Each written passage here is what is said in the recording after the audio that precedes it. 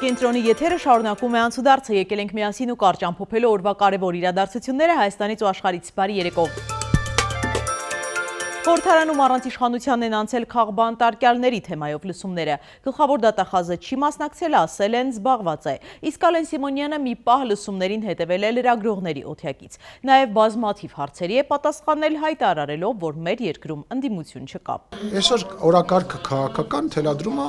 գործող իշխանությունը։ Իրանք հակադարձողի դերում են, իրանք օրակարգ չեն առաջադրում, իրանք ասելիք չունեն հայ ժողովրդին, ես դրա մասին բազմիցս ասել եմ,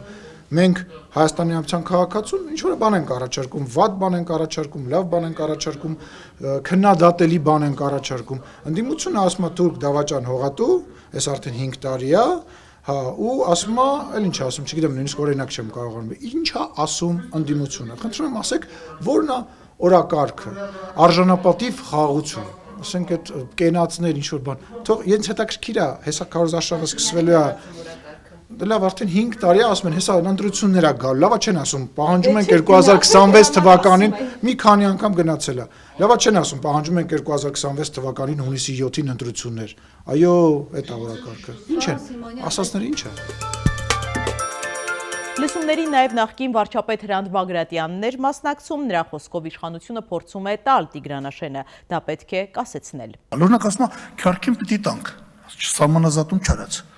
Ասում ես 88 թվի հունվարի 12-ի ստորագրած թուղթ կա, որ քյարքի անկլավ գոյություն չունի։ Չի եղել թուղթ, որով Հայաստանի Հանրապետությունը այդ 14 քառակուսի կիլոմետր տվել է Ադրբեջանին։ Եկել են թուրքերը այդտեղ ապրելուց են եղել, ընդամենը դա։ Նույնը Սոֆլուն եւ Բախրուդարլին։ Սրանք պետք է հակահարված տալ, սրանք արդեն պատրաստվում են դրանք տալ, եւ արդեն մտածում են, ասում են մի գուցե Արցվաշենն էլ ստանանք, նույն 88 թվի թղթով Արցվաշենը իրոք մերն է, բայց Սոֆլու, Բախրուդարլու քյարքի իբրև ադրբեջանական բնակավայրեր գոյություն չունեն։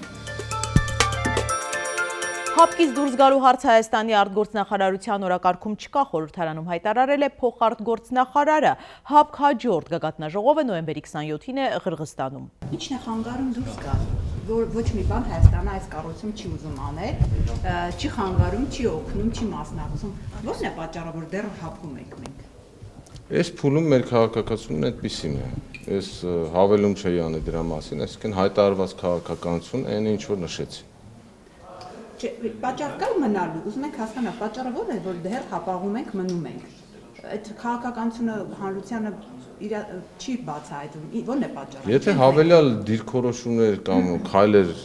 լինեն, մենք դրա մասին կտեղեկացնենք, բայց այս փուլում այսպիսին է քաղաքականությունը։ Մտավախություն կա, որ ռուսների հետ հարաբերությունները կարող է ավելի լարվեն, դրա համար եք այսպես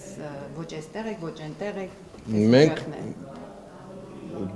այսինքն Հայաստանը վարում է իր արտաքին քաղաքականությունը շահերի հիման վրա, ըստ իրավիճակի, ըստ ձևավորվող իրավիճակի եւ հայտարարվել է Հայաստանի եւ դիվերսիֆիկացման քաղաքականության մասին եւ բալանսավորման եւ բալանսավորելու քաղաքականության մասին, ըստ այդպիսի կոնկրետ իրավիճակի Հայաստանը ընդունում է որոշումներ։ Տավուշի մարզում հրդեհները չի հաջողվում մարել, շիջման աշխատանքները շարունակվում են, ներգրաված են նաև ռազմական ուղղաթիռները։ Տավուշցի պատգամավոր Գառնիկ Դանելյանը հրդեհից կադրեր է հրապարակել եւ նշել, որ փրկարարները միայնակ չեն կարող կասեցնել ահռելի մասշտաբների հասնող աղետը, անհրաժեշտ է մեծաքանակ կամավորների աջակցությունը։ Ավելի ուշ պատգամավորը խորհրդարանում լրագրողներին է պատմել աչքով տեսածը։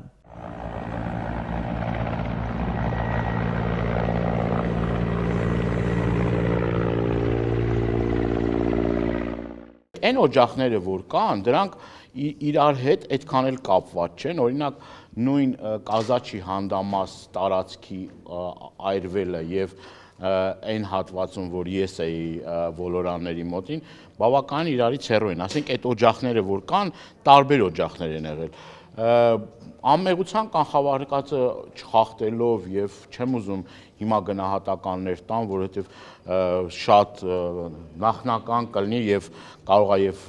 այդքան էլ օբյեկտիվ չլինի, բայց ես ունեմ հիմնավոր կասկածներ իմ մեջ, հաշվի առնելով այդ իրավիճակը, ես այս ամեն ինչը տես պատահական բռնկված կարակ չեմ կարող համարել։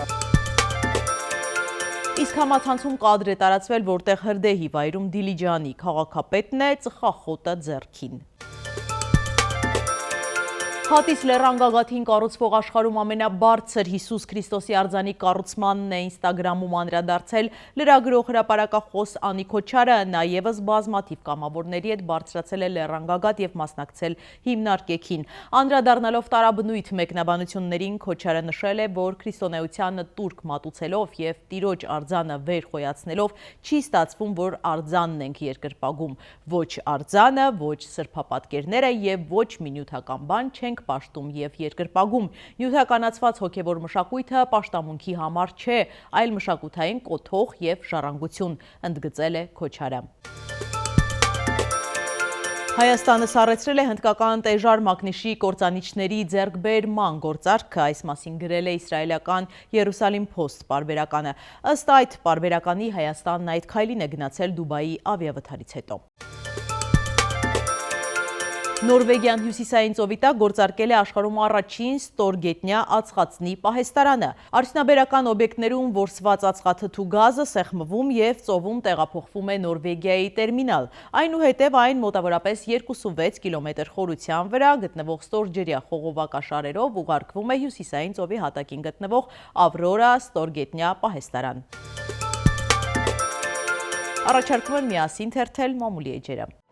Հրապարակը գրում է. երեք մայրաթոռում եպիսկոպոսատ ժողովեր քննարկում էին եկեղեցու շուրջ ստեղծված վիճակը եւ իրենց անելիքները։ Ներկա էին Վայոց ձորի եւ Մասյացոտնի թեմերի առաջնորդները, որոնք մասնակցել էին Նիկոլ Փաշինյանի մասնակցությամբ պատարագին եւ թույլ էին տվել, որ իրենց ներկայությամբ զեղչվի պատարագի վեհապարին վերաբերող հատվածը։ Հայ առաքելական եկեղեցու վերնախավի դիրքորոշումը բավականին կոշտ է եղել, որոշվել է չգնալ ոչ մի կոմպրոմիսի եւ պատարագի կարգի խախտումները չներել։ Նման խախտումները կատարած քահանաներն ու պատարագներին ներկա գտնված թեմերի առաջնորդները, եթե զղջման չգնան, կարգալույց կարվեն։ Հիմա բոլորը սպասում են նրանց զղջման հայտարարություններին։ Կարգազան սրբազանները շատ խեղճացած են եղել, հասկացել են, որ կոպիտ սխալ են թույլ տվել։ Նախ որովհետև հանրային մեծ պարսավանքի արժանացան, ապա որովհետև եկեղեցու վերնախավը զիջումների չի գնալու, հասկանալով, որ զիջում նշանակում է եկեղեցու կազմաքանդում եւ վեհապարի հրաժարական։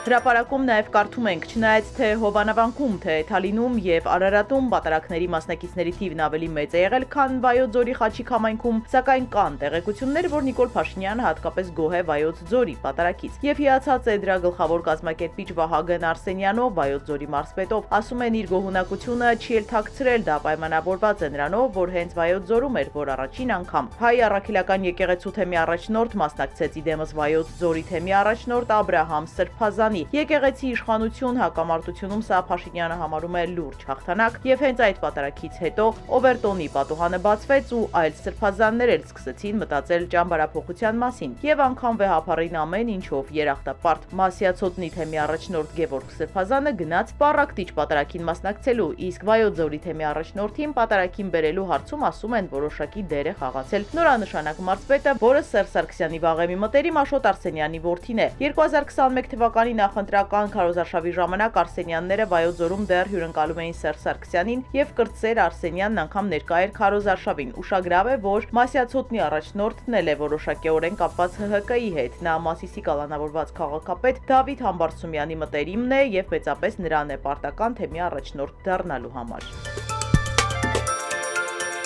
Ժողովուրդը գրում է, Գյումրու կալանավորված քաղաքապետ Վարդան Ղուկասյանը գրությամբ դիմել է ԱԱԾ մեկուսարանի պետ Ռոբերտ Թամարյանին, խնդրելով իրեն տեղափոխել ԱԱԾ մեկուսարանում կալանքի տակ գտնվող Բագրատ Սրբազանի եւ Միքայել Սրբազանի խուց, որպեսզի ձերբակալված սրբազանների հետ կրի կալանքը։ Սակայն Երևան կենտրոն քրեակատարողական հաստատության ղեկավար կազմը մերժել է նրա դիմումը։ Նշենք, որ Վարդան Ղուկասյանի դեմ հարուցվել է 4 քրեական գործ, 2 կոռուպցիոն բնույթի, իսկ մյուս 2 գործերը վերաբերում են նրա կողմից հրապարակային հնչեցրած արտահայտություններին։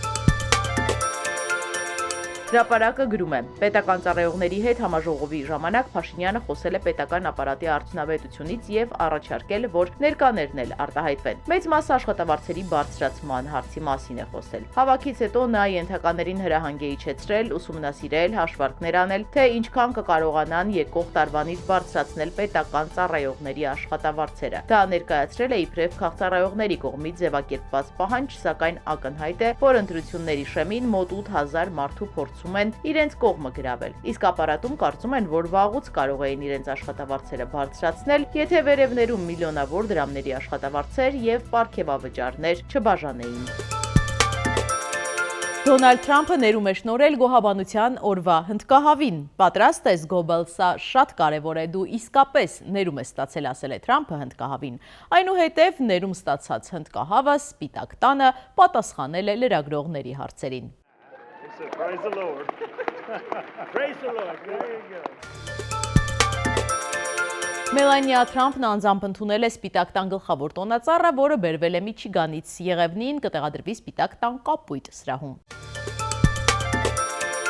Չինական ռոբոտը երրորդյա 100 կիլոմետրանոց քայլքով ռեկորդ է սահմանել։ Այն մարդանման ռոբոտի կողմից երբևէ անցած ամենաերկար տարածությունն է։ Իլոն Մասկը տեսանյութ է հրապարակել Optimus ռոբոտների մասնակցությամբ, որոնք կատարում են բուժաշխատողների, ոստիկանների, շինարարների և խոհարարների աշխատանքները։